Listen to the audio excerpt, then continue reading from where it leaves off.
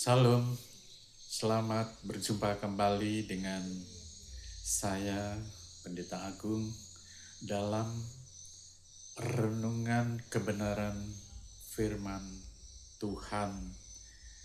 Renungan kebenaran firman Tuhan yang akan kita renungkan, yang akan kita pelajari, yang akan kita pahami, dan yang akan kita hayati bersama-sama pada kesempatan ini. Sebelum kita mulai, mari kita berdoa. Saya mohon saya yang mimpin kita dalam berdoa. Mari kita tundukkan kepala kita. Ya Tuhan, Bapa kami di sorga, dikuduskanlah namamu, datanglah kerajaanmu, jadilah kehendakmu di bumi seperti di sorga. Sungguh kami sangat bersyukur kepada Engkau Tuhan, atas segala pertolongan dan pelindungan-Mu terhadap kami, atas segala berkat-berkat-Mu terhadap kami, sehingga kami bisa sampai dalam pertemuan kami kembali ini Tuhan, dalam keadaan kami semua. Saya percaya dalam nama Tuhan Yesus, semua dalam keadaan damai sejahtera dari Allah, Tuhan dan Juru Selamat kami. Ya Bapa, kami serahkan pertolongan dari Engkau bagi renungan yang akan kami ikuti bersama ini ya Tuhan. Urapi hamba-Mu ini dalam menyampaikan renungan ini. Mohon Roh Kudus-Mu Tuhan mengurapi juga semua orang yang akan mendengar, akan membuka video renungan ini. Dimanapun mereka berada, Tuhan akan mengurapi mereka saat mereka membuka renungan ini. Karena kuasa dari Tuhan ada bersama dalam firman-Nya. Terpujilah Engkau Tuhan dan Juru Selamat kami. Kami mohon ya Bapa, Engkau hadir di tengah-tengah kami semua. Dalam kasih anugerah-Mu pada kami. Terima kasih Tuhan dan Juru Selamat kami, Yesus Kristus. Dalam nama Allah Bapa, Putra, dan Roh Kudus, kami berdoa. Amin. Saudara-saudara, Bapak Ibu, jemaat Tuhan Yesus Kristus di seluruh dunia, ataupun siapapun yang akan membuka renungan ini. Kita akan mempelajari firman Tuhan atau merenungkan firman Tuhan dari di dalam Yeremia pasal 20 ayat yang ke-11. Yeremia, kitab Yeremia pasal yang ke-10, pasal yang ke-29 ayat yang ke-11. Begini bunyinya, saya baca untuk kita. Sebab aku ini mengetahui rancangan-rancangan apa yang ada padaku mengenai kamu. Demikianlah firman Tuhan, yaitu rancangan damai sejahtera dan bukan rancangan kecelakaan, untuk memberikan kepadamu hari depan yang penuh harapan. Sebab aku ini mengetahui, aku di sini adalah aku A besar, yaitu Tuhan. Rancangan-rancangan apa yang ada padaku, maksudnya pada Tuhan, mengenai kamu, mengenai kita. Demikianlah firman Tuhan, yaitu rancangan damai sejahtera dan bukan rancangan kecelakaan. Rancangannya adalah rancangan damai sejahtera, bukan rancangan kecelakaan, untuk memberikan kepadamu hari depan yang penuh harapan. Hari depan yang penuh harapan. Amin. Dari bacaan kita ini yang sudah kita baca, kita akan membentuk temanya, yaitu rancangan indah. Rancangan indah. Jemaat Tuhan, saudara-saudara, apa yang dinyatakan Tuhan, yang sudah Tuhan nyatakan dalam firman-Nya tadi, yaitu Yeremia pasal 29 ayat 11, itu adalah suatu hal yang indah. Suatu hal yang indah. Melalui nas tersebut, kita diingatkan, melalui firman ini kita diingatkan bahwa sesungguhnya apa rencana Tuhan sangat mulia bagi setiap orang. Rancangan Tuhan bagi setiap orang itu mulia adanya. Jadi siapapun dia, baik lahir dari keluarga kaya maupun dari keluarga miskin, baik dia lahir dalam keadaan sempurna maupun ada cacat fisik dan lain sebagainya, ada rancangan mulia Tuhan bagi setiap orang. Jadi bagi setiap orang ya, jadi semua manusia.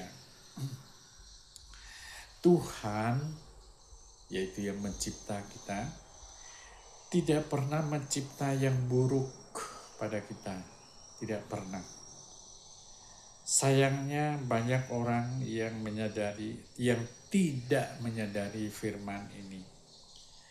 Mereka lebih suka memandang keberadaan dirinya berdasarkan sudut pandangnya sendiri. Jadi mereka tidak menyadari firman ini. Jadi mereka memandang dirinya berdasarkan apa yang mereka alami atau lihat pada dirinya. Ataupun sudut pandang orang lain. Jadi penilaian orang terhadap dirinya, dia memegang itu, dan penilaiannya sendiri terhadap dirinya itu yang dipegangnya. Dan bukan berdasarkan sudut pandang Tuhan yang menciptanya. Jadi banyak orang seperti itu. Jadi mereka tidak memandang sudut pandang Tuhan yang telah menghadirkannya di dunia, tapi dia melihat berdasarkan sudut pandang dia sendiri terhadap dirinya, dan juga penilaian orang terhadap dirinya, itu yang didengarnya dan dipegangnya. Mungkin ada orang yang menilai dirinya, kau tidak berhasil, kau bodoh, kamu orangnya tidak berbakat, kamu orangnya tidak punya kemampuan dan sebagainya. Ini penilaian orang, itu yang dipegangnya. Demikian juga dia melihat dirinya, saya ini tidak mampu, saya ini tidak punya kekuatan, saya ini tidak punya, saya ini mungkin dia melihat penampakan fisiknya, saya ini tidak cantik, saya ini tidak tampan, saya ini buruk dan lain sebagainya. Ini penilaian orang yang tidak menyadari atau tidak mengetahui pandangan Tuhan yang mencipta dirinya pada dirinya. Akibatnya mereka pun memandang kehidupannya dengan cara yang salah dan menjalaninya dengan salah pula. Nah, itulah akibatnya mereka menjalani kehidupannya dengan salah, kemudian juga memandang dirinya dengan salah, kemudian juga menjalani kehidupannya dengan salah. Namun, bila kita mengerti apa yang menjadi rencana Tuhan, dapat dipastikan kita akan mampu mensyukuri setiap langkah dan keadaan yang terjadi dalam kehidupan kita ini. Jadi kalau kita menyadari atau tahu bahwa Tuhan yang punya rencana yang baik bagi kita saat Dia mencipta kita, maka kita akan menjalani kehidupan ini dengan bersyukur, berterima kasih, atau menerima dengan damai apapun yang terjadi ataupun yang kita alami. Maka pertanyaan yang harus kita renungkan adalah, sudahkah kita mengetahui apa yang menjadi rencana panggilan hidup kita ini bagi keberadaan kita di dunia? Apakah kita sudah mengetahui apa rancangan Tuhan bagi kita, atau apa panggilan yang telah Tuhan berikan kepada kita? Bapak Ibu jemaat Tuhan, seluruh pemirsa maupun yang membuka video ini dimanapun berada nantinya, ada sebuah kesaksian tentang dirinya, yaitu kesaksian dari seorang namanya Gloria Atmaja. Gloria Atmaja ini seorang perempuan. Ia menulis sebuah kesaksian tentang dirinya. Gloria Atmaja ini orang Indonesia atau orang kita. Ia terlahir ke dunia ini dengan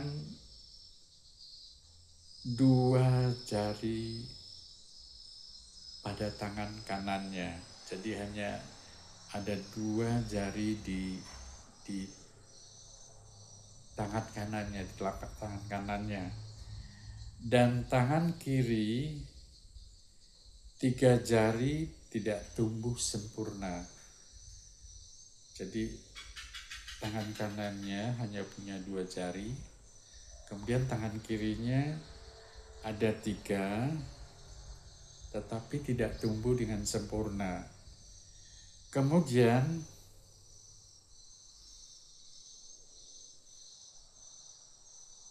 telapak kaki kanannya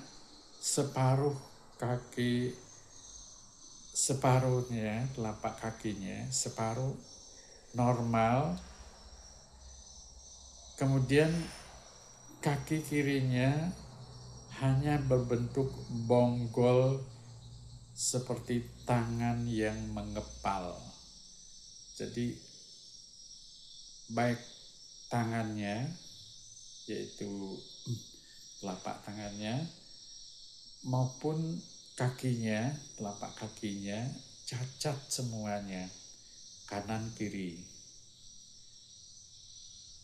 Mengetahui dia mempunyai fisik demikian,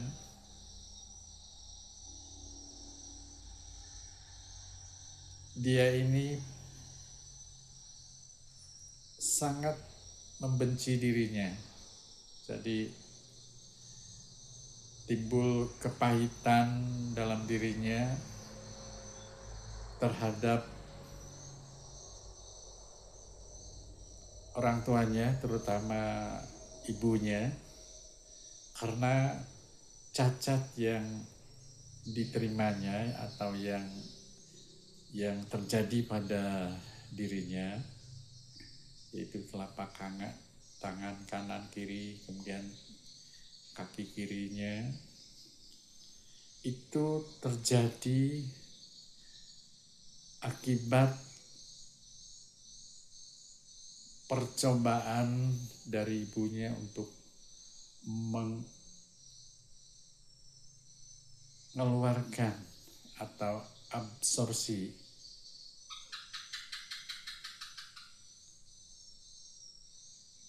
aborsi. Jadi istilahnya aborsi ya. Jadi mengeluarkan dengan paksa atau membuang kandungannya pada saat itu. Jadi ibunya rencana mengeluarkan atau menghilang calon bayi ini dengan obat. Tetapi usahanya itu gagal. Bayi ini tetap tumbuh, kemudian dia lahir ke dunia dengan efek dari obat aborsi yang diminumnya mengakibatkan cacat pada bayi ini yang diberi nama Gloria Atmaja ini.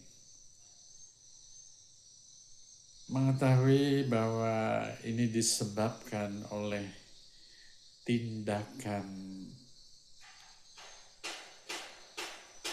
yang dilakukan dengan sengaja oleh ibunya, maka ia membenci ibunya atau timbul kepahitan dalam dirinya terhadap ibunya, dan juga dia memandang dirinya dengan penuh kekecewaan. Namun menurut kesaksiannya, pada suatu saat dia tidak menceritakan kenapa sampai pada suatu saat dia tiba-tiba melepaskan semua kepahitan ini. Dia melepaskan kebenciannya kepada ibunya dan juga melepaskan kebenciannya terhadap dirinya sendiri atau ketidaksukaannya pada fisiknya. Kemudian dia menerima keadaan dirinya apa adanya. Oleh karena perubahan ini, pada suatu saat ia kemudian mendirikan sebuah yayasan, sebuah lembaga pelayanan yang diberi nama Pro-Life Ministry. Dia dengan lembaga ini dipakai Tuhan luar biasa. Lembaga yang dirinya atau yayasan ini bergerak dalam bidang menentang aborsi di seluruh Indonesia khususnya. Jadi mereka dalam yayasan ini menentang aborsi atau memberi pelayanan rohani, pelayanan di bidang rohani kepada semua orang mengenai aborsi. Dan Tuhan memakai ibu karena dia menjadi seorang wanita dewasa, Gloria Atmaja ini, dengan keadaan yang sudah terlahir demikian. Jadi walaupun dia mengalami cacat demikian akibat obat yang diminum atau dikonsumsi oleh ibunya saat usaha absorpsi atau menghilangkan bayi ini, tapi Tuhan tetap mempunyai rancangan indah atau rencana indah bagi bayi ini, dan bersyukur bayi ini atau Gloria Atmaja ini pada suatu saat mengetahui ada rancangan atau rencana indah dari Tuhan bagi dirinya dalam keadaan dia memang terlahir demikian, terlahir dalam cacat demikian. Demikian juga kita dimanapun berada, apapun fisik kita, keadaan kita, kita harus tetap mencari, menemukan rencana indah Tuhan bagi kita masing-masing. Kita harus menemukannya sebelum kita pergi dari dunia ini. Kita harus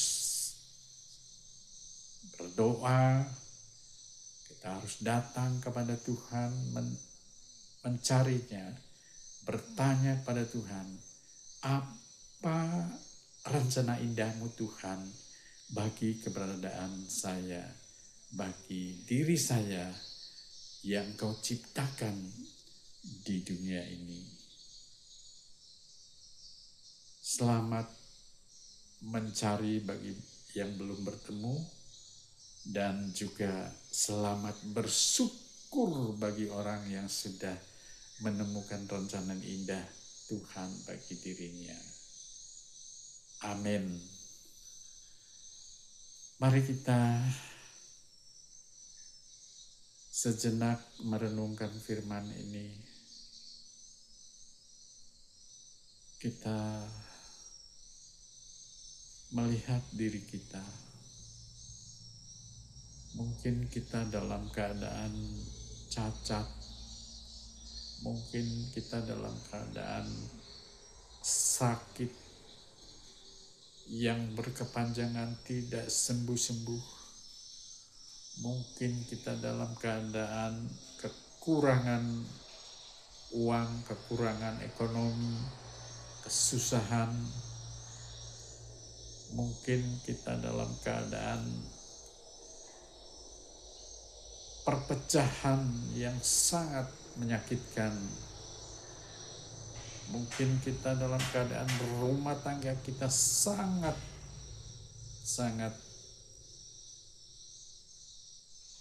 tidak harmonis. Mungkin kita dalam keadaan sangat berhasil. Mari kita datang kepada Tuhan,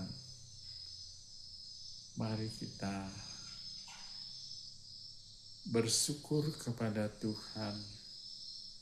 Mari kita berterima kasih pada Tuhan. Mari kita mendengar Dia untuk menemukan rencana indahnya bagi kita. Bagi yang sudah menemukan rencana indah Tuhan bagi dirinya, bersyukurlah pada Tuhan. Bersyukur dan terima kasih kepadanya. Dengan cara engkau datang kepada orang-orang yang belum menemukan rencana indah Tuhan baginya, bagi diri mereka. Sama seperti Ibu Gloria Atmaja, ketika ia menemukan rencana indah Tuhan atas dirinya di dunia ini, dia bergerak, dia menolong orang yang dalam keadaan rencana-rencana jahat untuk aborsi. Dia mencegah orang melakukan aborsi. Ia memberi pelayanan-pelayanan kepada orang-orang yang terlahir sama seperti dirinya. Demikian juga engkau yang sudah berhasil menemukan rencana indah Tuhan bagi dirinya. Engkau lakukan juga apa yang harus kau lakukan menjadi bagian bagi dirimu dalam pelayanan di bumi ini. Terima kasih ya Tuhan, terima kasih Bapa Surgawi. Terpujilah Engkau Tuhan dan Juru Selamat kami. Bagi Bapak, Ibu, dan Saudara yang saat ini dalam keadaan sakit berkepanjangan, yang keadaan lemah tubuh, yang dalam keadaan kekurangan keuangan, kekurangan ekonomi, letakkan tanganmu di atas kepalamu, berdoa kepada Tuhan dalam nama Tuhan Yesus Kristus, Tuhan dan Juru Selamat kami. Engkau telah memberi kami rencana indah saat kami lahir. Maka Tuhan, nyatakan itu saat ini kepada kami. Penyakit ini bukan rencana Tuhan. Hal-hal yang buruk bukan rencana Tuhan. Oleh karena itu dalam nama Tuhan Yesus dihancurkan semua yang buruk-buruk ini. Haleluya. Haleluya. Haleluya, haleluya. Terpujilah Tuhan, kami yang tidak berubah. Sebab Tuhan kami Yesus Kristus mengatakan, Dia tidak berubah. Baik dulu, sekarang, sampai selama-lamanya. Terima kasih Bapa Roh Kudus menolong kami. Terima kasih Bapa Roh Kudus mengurapi kami semua.